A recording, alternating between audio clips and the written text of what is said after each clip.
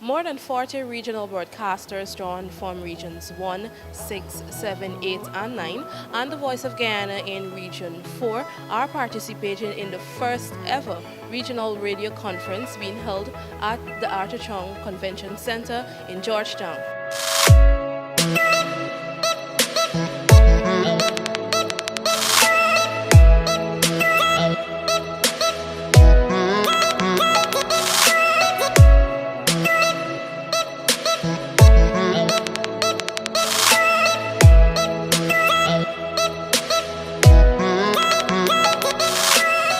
In his opening remarks, Prime Minister Moses Nagamootoo spoke of the silent revolution of radio broadcasting in Guyana.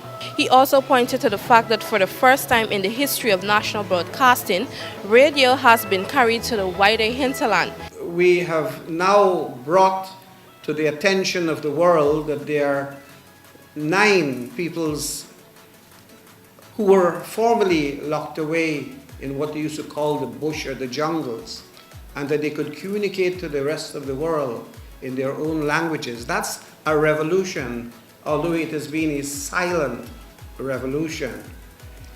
And I realize that we could have never spoke to the issue of an interactive media in Guyana while most of our people who live in remote areas, in the hinterland areas, have been cut off from the voices of the city.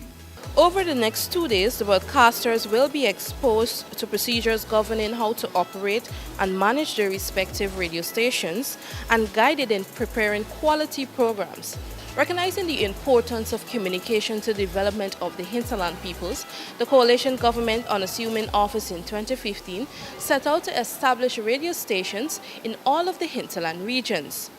Villages are now connected through community radio stations established in Mabruma in Region 1, Oriala in Region 6, Bartica in Region 7, Madia in Region 8, and Aishalton and Lethem in Region 9.